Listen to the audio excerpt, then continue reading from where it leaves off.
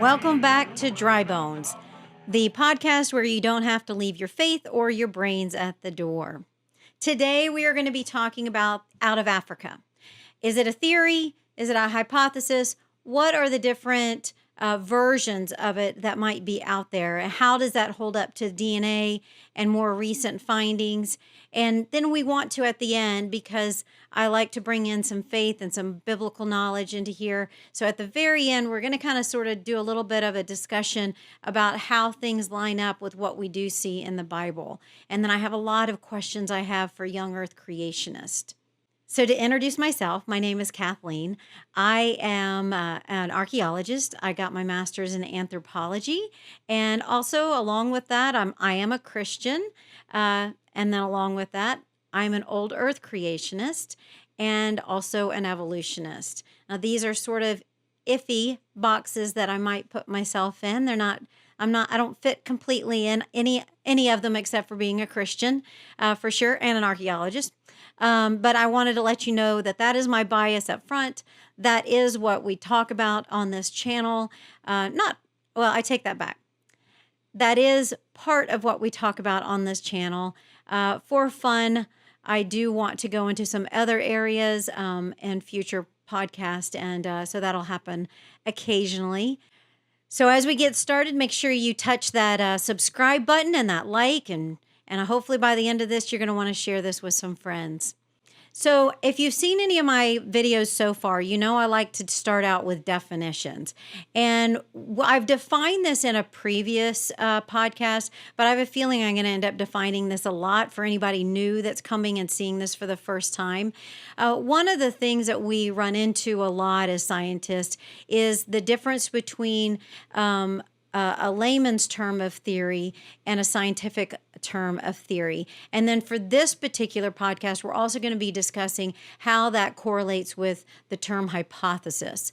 So to put the definitions out there, scientific theory is a well-substantiated explanation of some aspect of the natural world based on a vast body of evidence, facts, and repeated testing. And comparing that to what the definition of a hypothesis is, a testable, tentative explanation for a phenomenon forming a foundational part of the scientific method.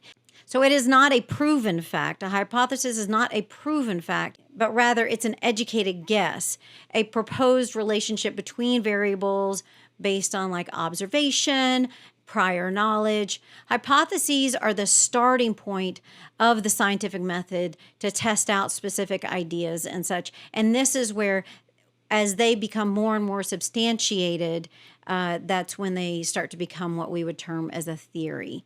So in that line, we're going to be talking about this out of Africa.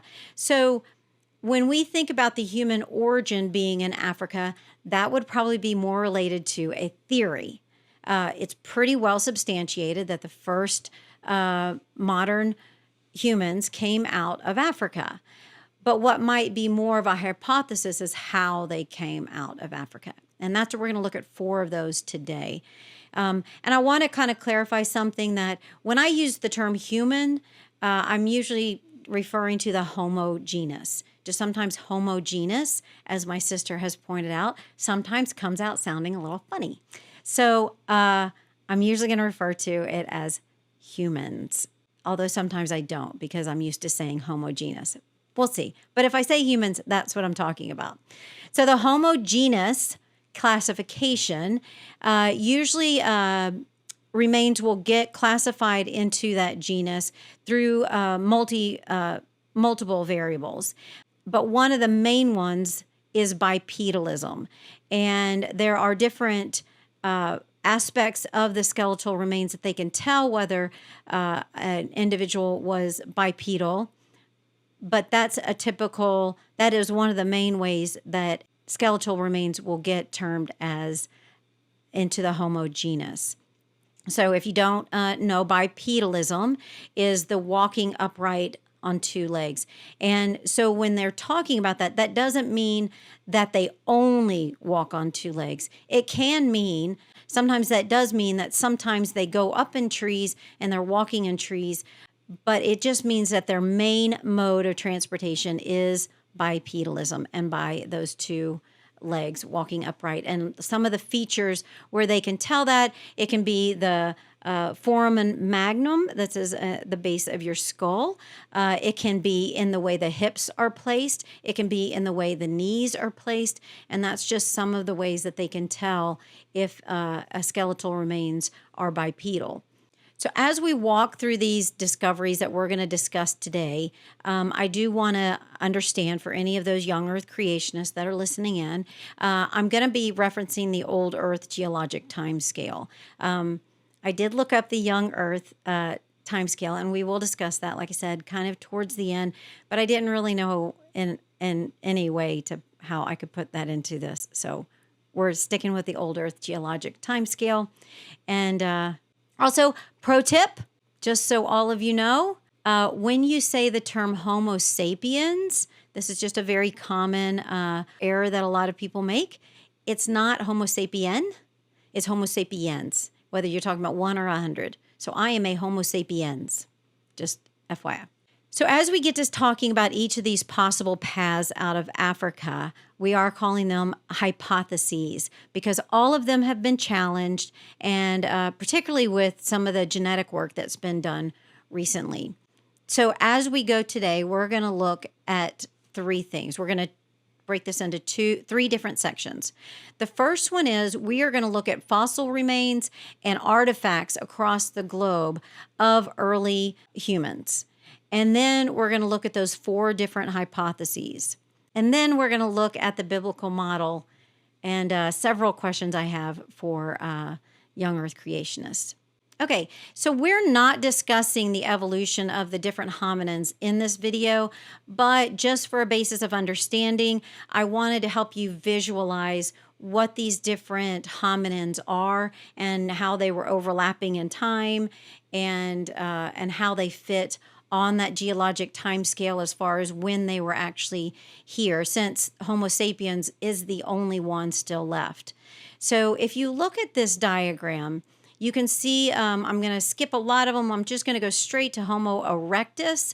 And Homo erectus, if you go straight from that, if you look across the top, it says 0 to 4, and it's talking about millions of years ago. And then if you look straight down from that 1, you'll see Homo erectus. And you can see that long time span in the green of when Homo erectus lived on the earth. And then you'll see, if you go up from that, you're going to see the Homo heidelbergensis. And you can see the shorter time frame that hominin was on the earth. And then you go to Homo neanderthalensis. And then you go up to Homo sapiens, which is where we are now. You can see the overlapping time frames of a lot of those hominins, which is a very interesting aspect that they have come to find as they continue to find more. And this little diagram doesn't even include Denisovans, and so that's really interesting to see how many hominins were roaming around on the earth at the same time. But we'll mostly be talking today about Homo erectus, Homo neanderthalensis, and Homo sapiens. But first, let's look at how the fossils and the artifacts and a little bit of what the DNA is telling us about where these different remains were found and how long ago they believe that they were living. And just kind of before we get into that, I want to do a quick little lesson, sort of along my lines of wanting to create definitions and be clear we're all talking about the same thing.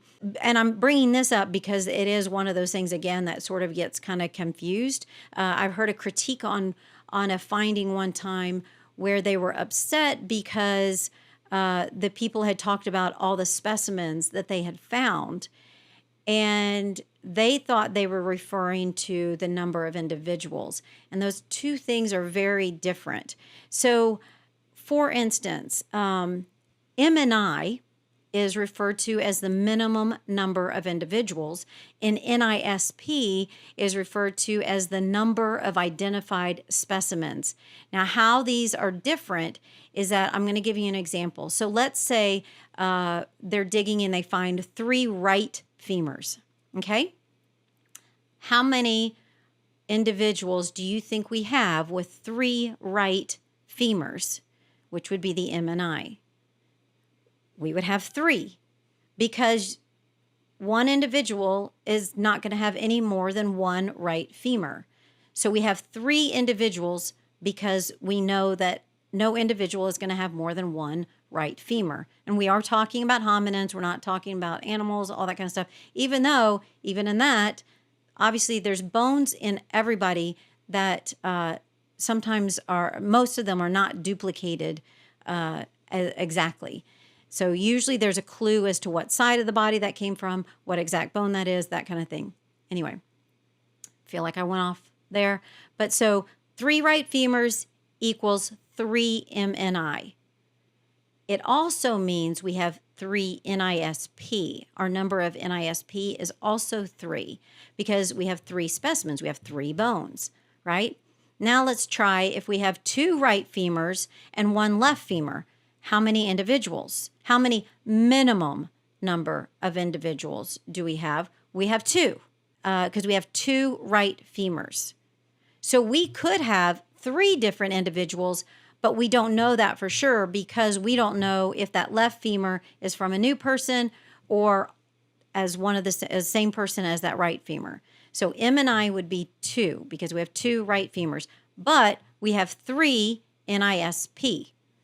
So our number of NISP is 3 because we have 3 bones. Now let's do one that's a little bit more difficult. We have 2 right femurs, but we have 2 partial femurs. Now this gets really tricky depending upon where they're broken, what part of the femur they are. So let's say, for instance, those 2 partial femurs are both the top part of the femur.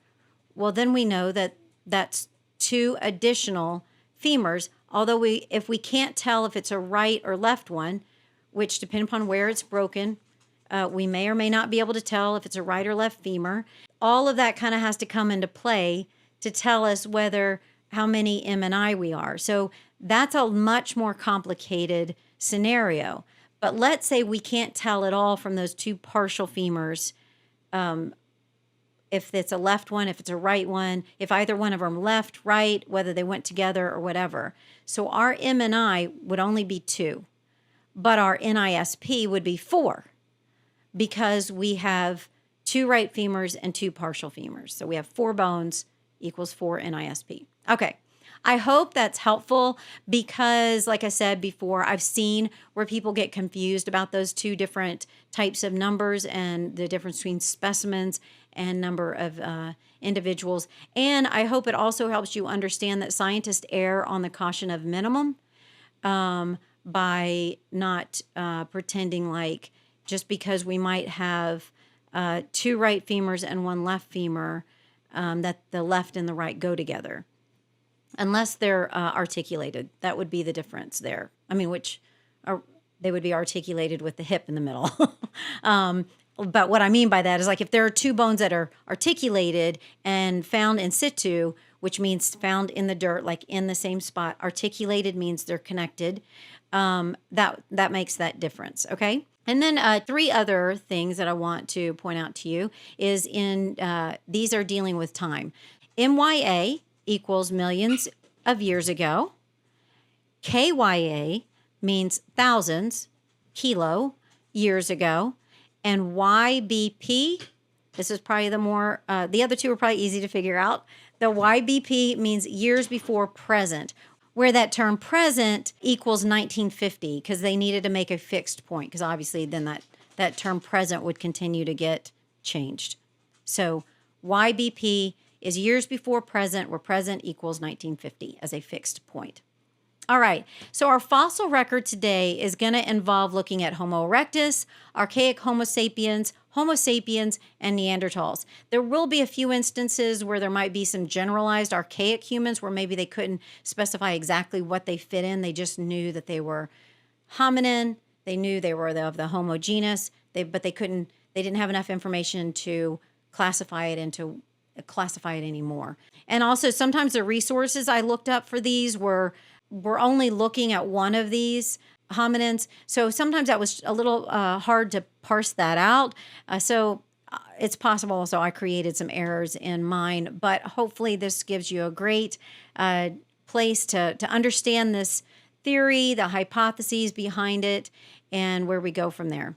So I'm going to show you a map, and the map is going to start out with 3.3 million years ago to 2.8 million years ago.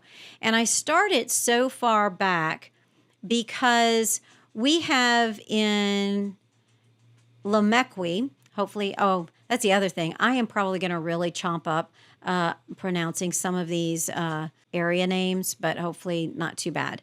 But so Lamequi is a place where they found the oldest confirmed stone tools, and these are known as Lamequian tools. And these they included some heavy hammerstones, some sharp flakes. It's unclear what they were used for, and several hominin species did live in the region at that time, so it's not clear who made them, but I did want to put them there, put them on the map as just showing that we know that there was a hominin species there, there was a human species there, and to show that. And then we have Gona, Ethiopia from 2.6 million years ago. And again, these are our Oldowan tools. Previously, before the Lamequi tools came along, we did think that this was the oldest tools. And the Oldowan technology, it's pretty simple, stone choppers and stuff. And they were spread pretty widely through Africa. But this date is closer to the time when we do see the genus Homo first appear. So the Lamequians might, I did see a paper that talked about possibly these are Australopith, but that wasn't very firmly situated in what I could read about that. So that one's still up for debate, and possibly the dates, they were wrongly dated. So one thing that's interesting as we go through these maps and show them moving out of Africa, and as we go through the things, is to think about the idea that the rapid movement and colonization of these areas outside of Africa shows the incredible degree of adaptive success that the Homo genus had, whether it was Homo erectus or Homo sapiens. Although one interesting perspective that I read about is the idea that it is possible that the reason why Homo sapiens are the last remaining hominin species has to do with the fact that we were much more, could adapt with a lot more success than the other ones could. So that could be an interesting hypothesis behind that. So we're going to look at these maps, and all we're doing at these maps is just showing you through the time frame, going from oldest to youngest, where these fossils are found.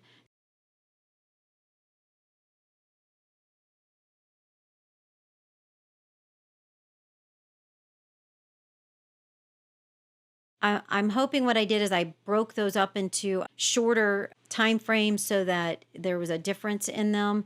So the reason why I stopped at 24,000 years ago is because that's right before the time frame when we believe they came to the Americas, and the Americas were the last place that we see them come to.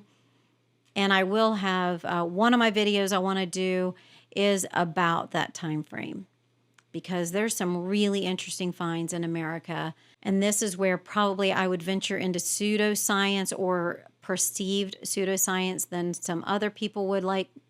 But I find it interesting, and it'll be interesting to parse that out. Is it not?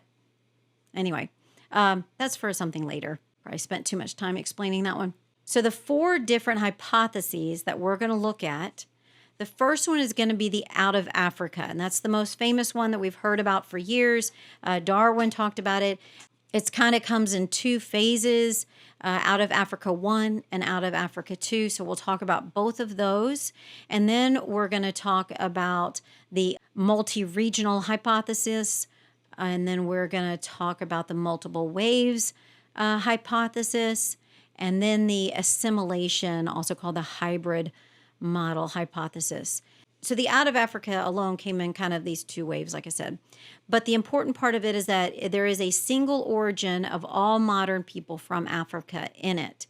And as you can see from the this little diagram, you can see how starts with a Homo erectus, and then it comes out. And so This bottom little branching out, that is your out of Africa 1. And the top branching out is your out of Africa 2. But so talking about the out of Africa 1 is the Homo erectus migration. And we think that might have been about 1.8 million years ago. Again, that was a time frame that I saw a lot of different papers with different numbers, but I'm going to go with a 1.8. There is a map that shows, if you noticed on our map, it did show hominins outside of Africa prior to this in China. So I find that an interesting little caveat to this one. And it's not, okay, that's not a caveat to this hypothesis. It's a possible problem with this hypothesis. But it also could be a dating issue with the hominins in China. Don't think so, but that could be one of the solutions to that problem. So this path, they went from Africa, you can see from Eastern Africa through to the Middle East, which is also called the Levant, into Europe and Asia, where they went into China and Indonesia. And so this would have been considered the first major migration of these early hominins, these early humans. And then we have the out of Africa 2 hypothesis part of this. And this is the Homo sapiens part of the migration. This is also called the replacement model. And so the time frame for this one was between 100,000 years ago and 70,000 years ago. And this is when we see the first modern Homo sapiens coming up out of Africa. And so archaic Homo sapiens first emerged in Africa about 500 to 350,000 years before present. And these archaic Homo sapiens are just I don't know if they're considered a transitional species or not, but they are a more derived version of Homo sapiens. So they are classified into archaic Homo sapiens and modern Homo sapiens. Sometimes they're referred to as anatomically modern Homo sapiens. Yeah, AMH. So then these archaic Homo sapiens emerged in Africa to modern Homo sapiens around 200 to 160,000 years ago. And that happened in Africa. That's an important part of this hypothesis, is that happened in Africa. And so their path then was out of East Africa through the Sinai Peninsula, or that Red Sea crossing. So they spread into the Middle East, then went into Asia and Europe, and then to Australia, and eventually came into the Americas. So everywhere that the archaic human populations encountered these modern Homo sapiens as they were coming up out of Africa, they were replaced. And replaced possibly by outcompeting them for food, or possibly they were outbreeding them, or sort of like what we talked about before, it was just a matter of being able to adapt to the different environments better. And in this hypothesis, it's very important that they're considered a different species than Neanderthals and Denisovans and all those other hominins that we see at the same time as Homo sapiens. There was no interbreeding, not inbreeding, but interbreeding between these different species. And so one of the problems with that, so no interbreeding is part of the hypothesis, but there is a problem with that because modern genetics, as probably all of you know by now, is that Neanderthal DNA is found in a portion of the world population. And so that does create a problem for this hypothesis. All right, so then let's talk about the multi-regional hypothesis. This is also called the contrast model. And as you can see from this diagram, what happened here is, so the Homo erectus come up out of Africa, and then as they spread out, what they do is they do interbreed. And so this is a lot more complicated. So they do interbreed with the local archaic humans, and in the different regions like Europe and Asia and Oceania and Africa. And so this is where they would have seen these modern humans evolving simultaneously. And there was this, and as they were, it was just a continuous gene flow, which prevented the separate species from evolving. it would just create regional variations or subspecies. For example, modern Europeans would form the European Neanderthals. So Africa is still important in this hypothesis, but it's not the sole origin. It does also bring in that the common ancestor was the Homo erectus that left about 1.18 million years ago or earlier. And so the problem again that genetics brings into this is that genetics says that modern Homo sapiens originated almost completely out of Africa, and then they migrated out and interbred with other hominin species. So you're seeing this conflict with DNA where fossils are found. And when I say a conflict, I just mean this questioning. It may not be a conflict. It may just be more of it's just a lot more complicated than previously thought. And then our next hypothesis is called the multiple waves model. And this is very similar to the out of Africa where we saw those 2 waves, but it's just refined more because this creates several dispersals out of Africa, with the earliest one starting around 1.5 million years ago. And this got sparked by a child's vertebra found at Ubudiyah in Israel. And I'm gonna share something that I'm really proud of. I actually have visited Ubudiyah in Israel. My professor, my advisor when I was in school, she was one of the leaders at this site. And so this is a picture of me at Ubudiyah. It's now become a park. So this was before it became a park. But I'm very, very proud of this. That was very exciting for me to be able to go to that site and see it. All right, so back to this multiple waves model. So there were smaller groups, then would go into the Middle East and Asia, and they would usually die out, but then there were more waves that were coming out. I think they believe that the latest wave was about 60,000 years ago, and that this would have been a very major wave of the Homo sapiens coming out and interbreeding with other archaic humans.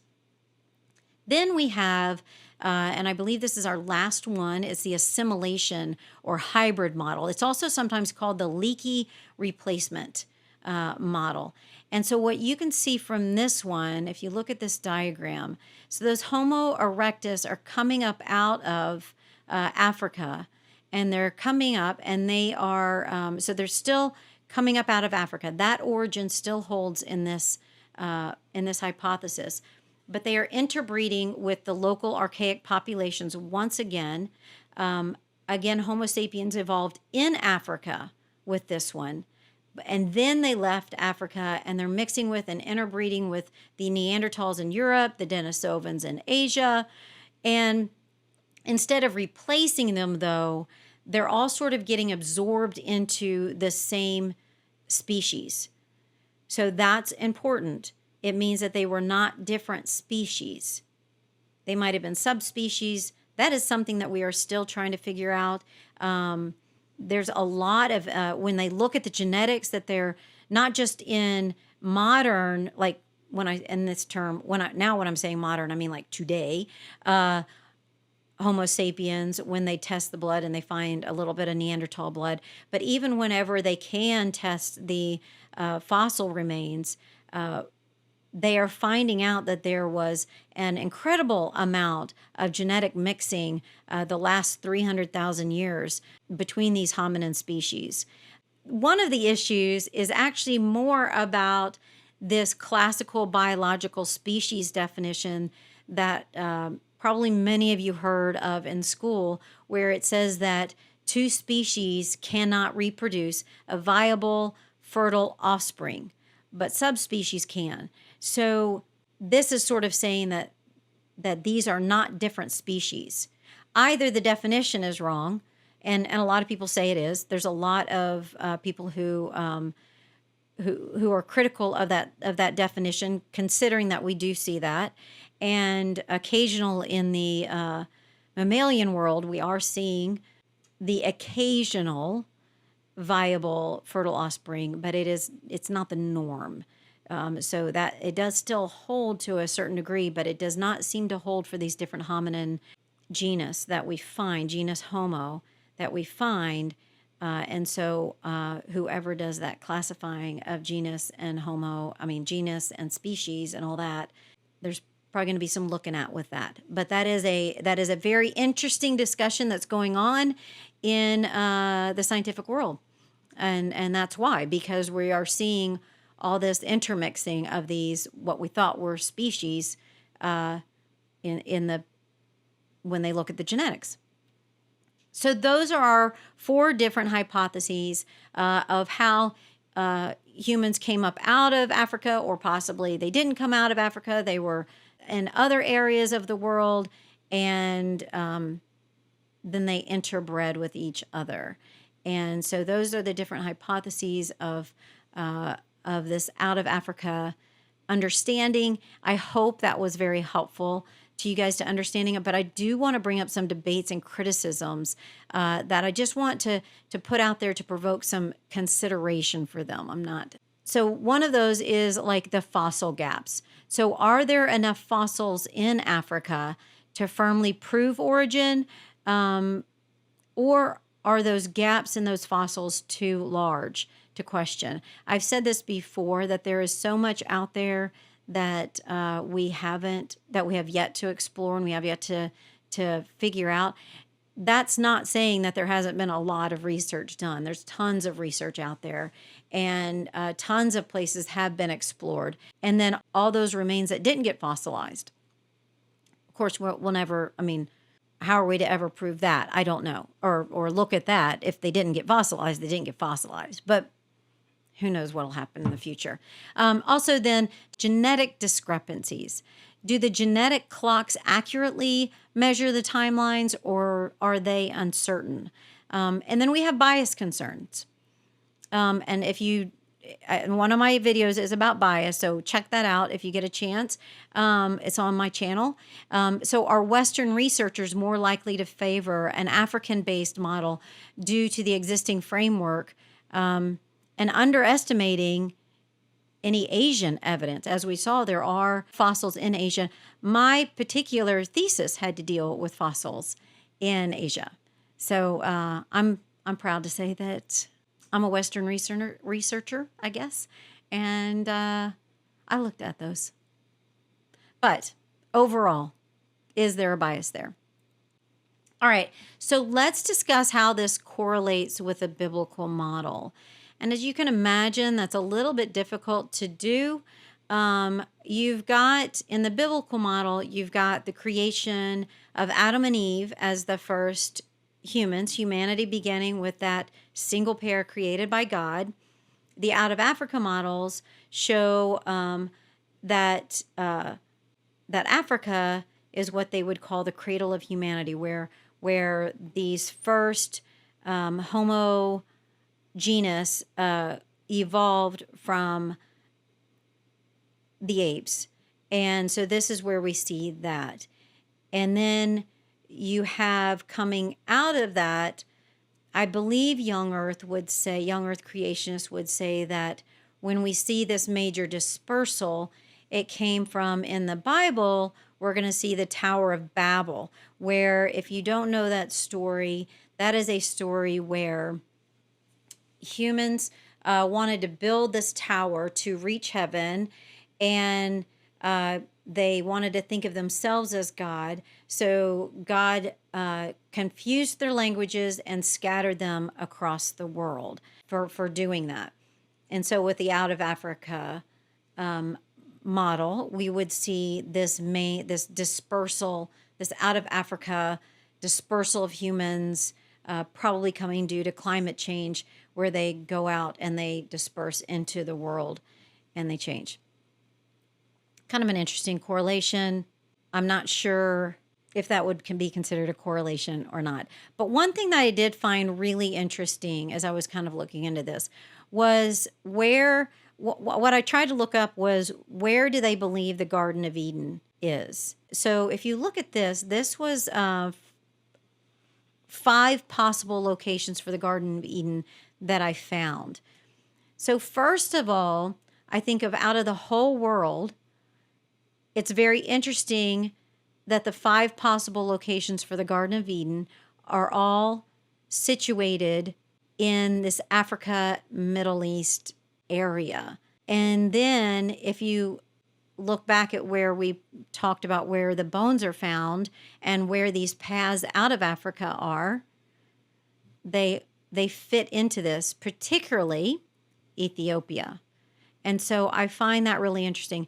I would love to see Young Earth Creationists, the scientists of Young Earth Creationists, really go after trying to figure this part out. I'm not saying that none have. I'm just saying that I wish they would put more of their energy into figuring out correlations like this, because I find that very interesting. I just think out of the entire world, we're finding fossils in this area, the oldest fossils in this area.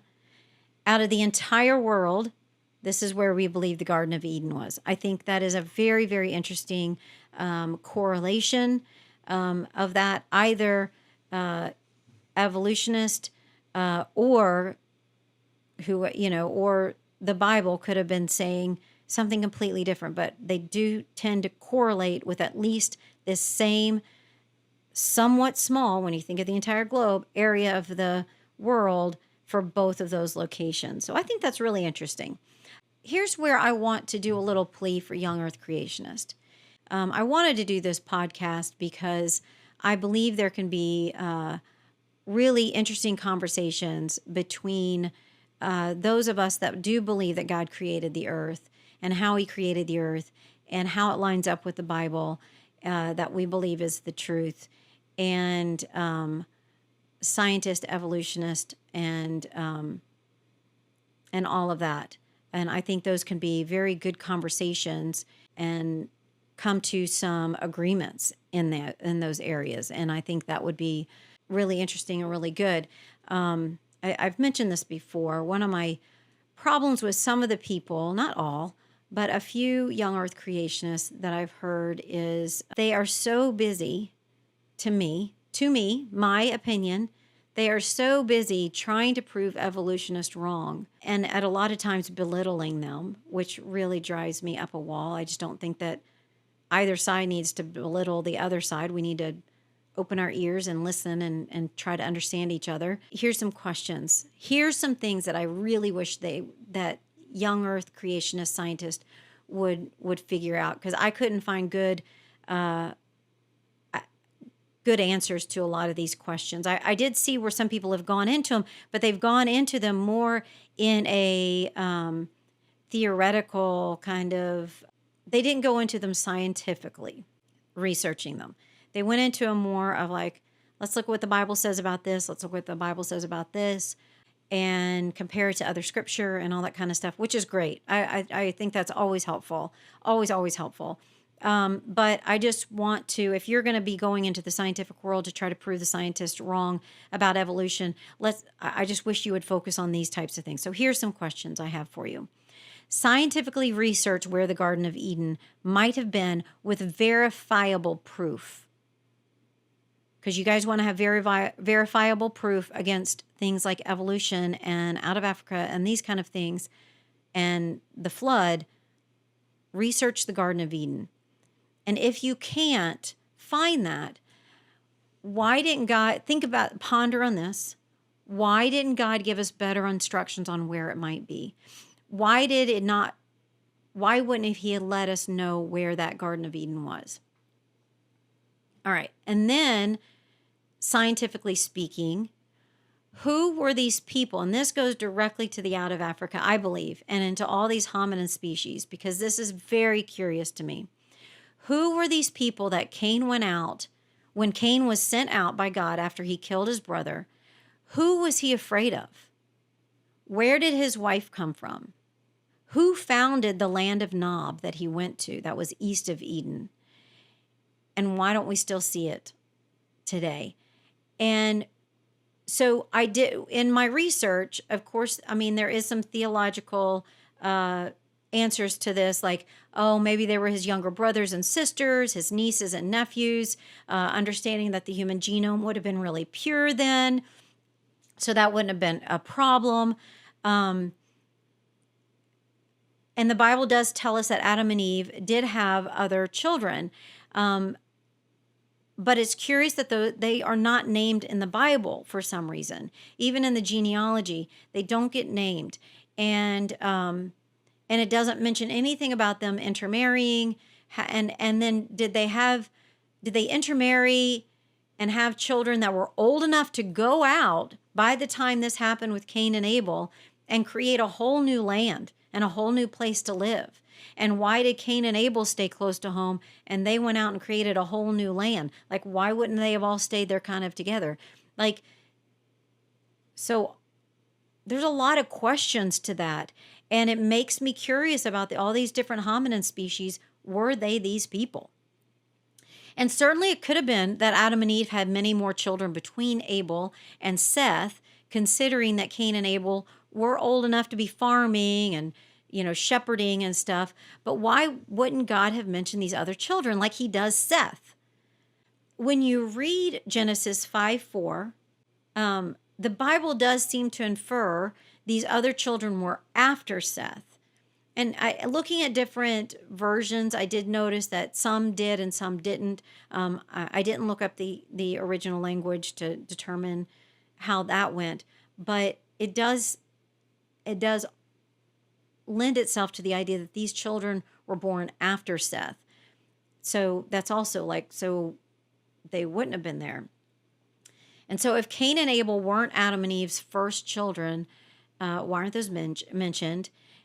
Because after being called to multiply, those first children seem like they would have been pretty important and mentioned in the same way that Cain and Abel are. I know they don't have the same story that Cain and Abel have, but you would think that God would find it interesting to mention those.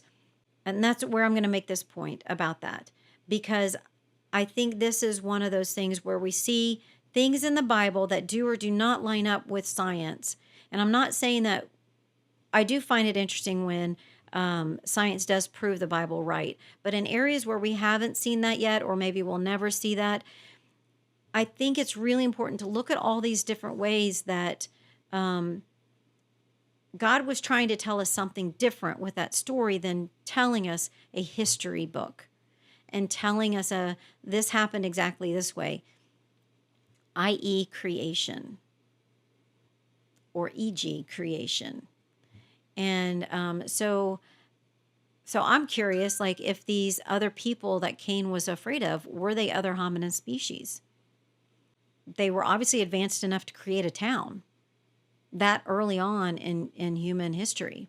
So that also is very interesting to me when you have these gardeners coming out and then they create an area, a community. In the archaeological record, we don't see agriculture, the working of the land come until much later. But obviously with Adam and Eve, that was the first thing that they were told to do. And, it talks about even in the Garden of Eden, Adam was to work the land. And then when they were sent out of the Garden of Eden, that's when the land became hard, and it was a much harder task. So another question I have is around the same time frame in the Bible is, who were the Nephilim? Again, were they these other hominids? Could it be? Could they? I don't know. And that's, in Genesis 6:4. So do we see them in the fossil record? And if they were the offspring of sons of God and daughters of humans, which I looked at a lot of different things and never could find out what exactly those were. Everybody is very, questions what those two phrases mean. But could this be connected to this interbreeding of hominin species that we now know happened by looking at the genetics? And why does it mention that the Nephilim were here after the flood? I just find all of those very interesting. And Young Earth Creationists, my plea to you is to spend some time going on that. If you have, I couldn't find it, and I would love to get some more information on that. And you could put that in the comments below. That'd be awesome.